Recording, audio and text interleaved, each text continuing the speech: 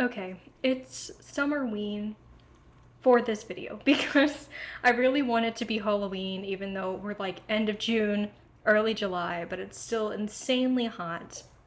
So I'm taking on the aesthetic of summerween for this video. Does it make sense with our book, Mansfield Park? I have no idea, probably not. But I am going to visit my friend in Savannah, and I'm like, this is an opportunity. Kind of like, what's summerween? Southern Gothic, I feel like could be. Murder at a lake house. Those are the things that I think of personally when I think about summerween.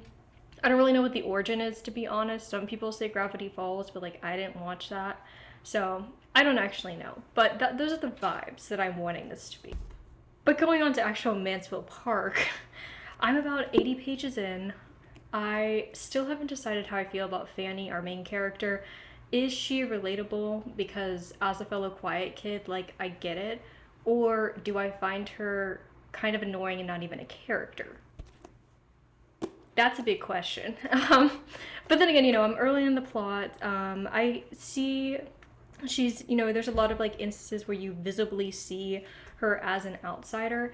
And again, that's where I'm like, is it relatable or is it like making her not really even a character, it feels like a protagonist, I guess I should say. As far as the plot goes, it's kind of mid for me right now. Like, I'm like, when I'm reading it, I'm enjoying it, but do I want to like pick it up? No, not really. Again, we're early on, we'll see where it takes us, but let's get started with Mansfield Park.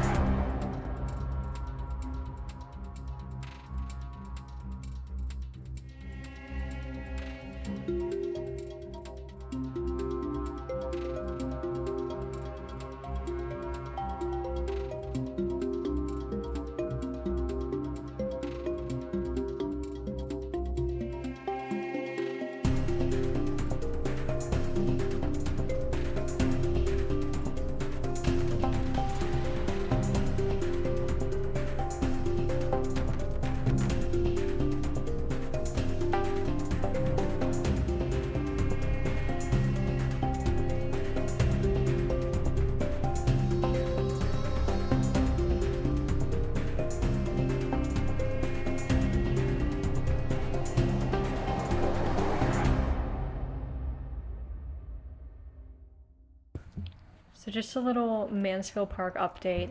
I'm a little over halfway through. I might be like 60% of the way through. It seems like I'm reading this book really fast. Let me assure you, I'm not. My first week of reading the book, I was in jury duty, so I didn't do any kind of filming. So that's why it seems like it's going fast, but I'm reading at my normal pace, I assure you. I decided that I'm gonna do all the tabbing after the fact and just focus on annotating and then go back through in the end and like tab for feminist stuff or things that I find funny or some other kind of theme that's relevant. So I know at one point I was like, I don't know how I feel about Fanny as a character, and I want to amend that because I realized that she, in my opinion, is in an abusive household and that she's a child of neglect. So I've decided to go a little easy on her. because, you know, she's having a rough go of it. Like, people constantly are leaving her out, not thinking about her. She lives up in the attic and is kind of exiled up there, which, like, she doesn't seem to mind, but at the same time, it's like, well, that's not probably a good look. And the fact that they continuously forget about her until she becomes pretty, not a good look. But also, it does kind of make it feel like there's a little bit of, like, a fairy tale influence to this book, because it sometimes I get Cinderella vibes is the easiest way for me to put it, because, like, you know, she's kind of cast off from, like, the main family that she lives with. It's not like her closest relatives, but it's like the relatives that she's living with, and no one really pays much attention to her. And then she kind of has, like, her moment where she goes to the ball, and all of a sudden, like, she's the it girl. And it's a little ugly duckling kind of trope to it, and there's, like, suitors fighting over her. So I don't know, it just, I mean, not suitors, really, it's like a dude. I was really hating the book at one point because there's a thing that I call the play arc, which is, like, chapters dedicated to these characters putting on a play at their estate for their own enjoyment. Like, it's not like for the public, it's not for a charity, it's just like, this is what we're gonna do. And it goes on, and it's, like, so much back and forth of, like, who's gonna play Agatha? And it's like, who's Agatha? Like, I feel like if you knew the play Lover's Vows, I'm pretty sure it's called, then, like, it might mean more. Like, it probably would mean more to people that, like, are living in this time period reading this book, who are already familiar with this play, and, like, it probably means something to, like, the plot and what's actually happening in the book. It's probably very meta. And I don't know Lover's Vow, so, like, I don't really care about the play. And it's a whole controversy. And also, by the way, like, they don't even put on the play in the end, because the dude who, like, oversees the state, Sir Thomas, comes home, and, like, he hates the play, and he basically just, like, makes them pack everything up. And then the guy who was helped spearheading the play, that's, like, not even the relative, just, like, one of the son's friends, was like, well, I'm getting out of town. So I don't know, it was, like, a whole thing. And in my mind, I'm like, this literally means nothing. Like, this doesn't matter. Anyways, that sounded really harsh, but, like, now that I'm out of the play arc, I'm enjoying it again, and it's something that I want to read. I'm not having to, like, force myself to read it. In the play arc, I was forced to read it. Also, like, I don't know why Leo's gotta get in everyone's business. Like, I cannot film without him just, like, getting in the way. But, you know, that's his character. I can't deny him that. He has to. It's who he is. This is one of the first Jane Austen novels for me that I would consider a friends to lovers, and I don't like it. And I don't like it because I don't think I'm a big friends to lovers fan in general. And I think part of the reason why I have a hard time with it is because there is so much of, like, one person pining and the other person being clueless. Is generally how it's played up. And I'm just like, can you, like, pay attention and have a critical thought for once in your life? Like, I just get so annoyed at the characters when it's friends to lovers sometimes. Because I'm like, it's not that it, like, it's obvious. Like, just notice the fact that your friend's in love with you. Anyways, I know that, like, in real life, obviously it's different, and, like, that's hard or complicated, but, like, in a book, it's a little bit more, like, just aggravating sometimes that people can't just, like, use their mind and observation skills. So that is kind of bothering me a little bit. Also, like, it's her cousin, and I'm like, that's, well, whatever, it's the Regency era, maybe that's not sus, but, like, you know, in today's age, it's not great.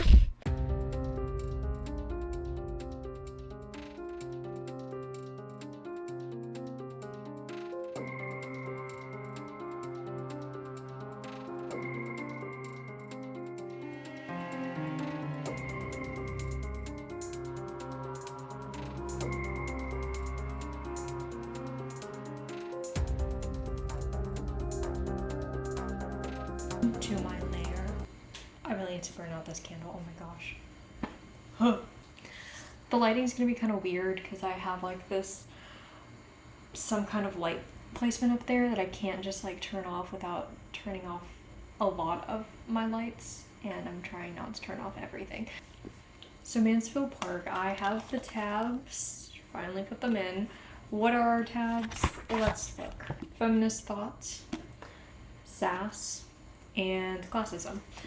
And I actually have quite a bit of feminist thought tabs, more than most of the other Jane Austen novels that I've read, which I thought was actually kind of cool. I liked some of the commentary that there was about being a woman in society. I feel like it had a little bit more of that than your average Jane Austen novel, at least as far as what I could tell. And with class, I thought that that was really a cool theme to look at because it's very different from the classism that we see in Emma, because with Emma it's within the middle class, but Fanny's actually from an impoverished family and then is going into the genteel, I think is what you call it, the middle class of the Regency era. So it's a very different dynamic when it comes to classism, and Mrs. Norris is kind of the character that keeps reminding you how different it is and how much prejudice there is. She's an awful person and I do hate her. She's on my hit list. The other person who's on my hit list is Henry Crawford, who is the one dude that is kind of courting Fanny at one point. He's on my list because the second half of this book pretty much is just him constantly trying to force her into marriage, and she keeps saying no, and she keeps even saying that like she's uncomfortable with this, and he's like, what I'm hearing is that I should stalk you, and it's just like, oh god, he's just the worst. And you start off with like him being not bad, like he's fine, he seems kind of decent-ish, and then like as you read more and he starts to court her, I'm just like, this is an awful person. That's the only way to go. No, that's not quite what happens. He doesn't die, unfortunately. So, like, Fanny as a character, she grew on me as the novel continued. I enjoyed her more and more with each page. And I did watch part of the movie, not all of it, I haven't finished it yet, and it totally changed Fanny's character, and I just don't like that. I was like, you know, actually, I was kind of on her side. I actually kind of liked her in the end. But alas. The other thing about Fanny, though, is that she and Mary Crawford, who is Henry's sister, kind of have a friendship. It's a friendship for a period of time, and then it goes sour. But I think if Mary was more of a girl's girl and wasn't problematic, then her and Fanny could have been some lesbian icons, because there's definitely attraction there, for sure. And also, there's even a part where Fanny's like, yeah, she's really pretty. And like, obviously straight women can call other women pretty, like I get that, but wouldn't it be nice if it was kind of in a gay way? That would be kind of cool. That's all I'm saying. I mean, I just think it'd be nice. But again, Mary winds up not being a great person in the end, and you kind of always know that she has some shortcomings, but there's moments where it's like she could have been a good friend, and you know, in another world, love her. If you can find a gay ship, go for it every time, unless you're like actively harming people, but for the most part you're probably not. It shouldn't be shocking that this is pretty low for me on the tier list as of right now. I didn't really enjoy it that much. I put on my story graph 3.75 stars because I'm like, it's not bad because it's Jane Austen, but also if it was like 150 pages shorter, I think I would have enjoyed it a lot more. There was a lot of stuff that just dragged out, and it really didn't need to drag out at all. But before I officially say like goodbye to Mansfield Park in this month's little vlog, I just want to go over like what my other books I'm going to be reading are. So the one that I'm currently reading is If You Could See the Sun, and I got it from the library, and whenever I get anything from the library I just feel so chic and literate. Basically, it's a YA novel, and it has some magical realism, and it's set in Beijing, and it's good. Like, I'm really enjoying it. I've only had it for like 2 days, and I'm already halfway through, so clearly I'm enjoying it. I'm gonna go over the most recent ones that I've bought. So, this one I actually got on my trip to Savannah, A Certain Hunger, which is, I just know that it's dark and kind of about cannibalism, but also not really about cannibalism. It's a metaphor, I think. I also got Mary Oliver Dreamwork, which I've been looking for this copy like all over, and I finally found it when I went to my trip in Atlanta, and I immediately was like, I have to buy this. I I don't care about anything else. I have to buy this. And I'm doing like a reading challenge with one of the like local bookstores here that I go to often. And for August, the challenge is to read a genre that you don't like normally read. And I've never really read poetry, so glad I got this in time.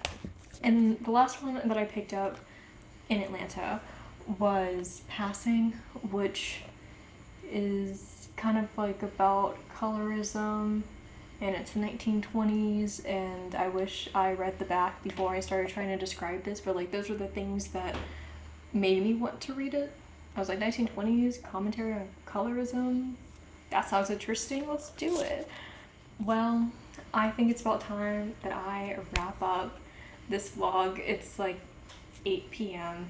and September I'm doing Pride and Prejudice because I changed around the order a little bit, which I'm super excited for because that's a Jane Austen book that I read before and I loved it. I think I read it in like 4 days, and I'm gonna get a really pretty edition if things go well, because I do have an edition of it currently and it's not very aesthetic, which isn't a bad thing, but since I know that this is a book that I really like, I'm like, I really want to get one of the pretty copies. And since it's Pride and Prejudice, there's like so many pretty copies. So, see you in September. I don't know how to close things out. You want attention? Is that all you want? Oh my gosh. You never get attention.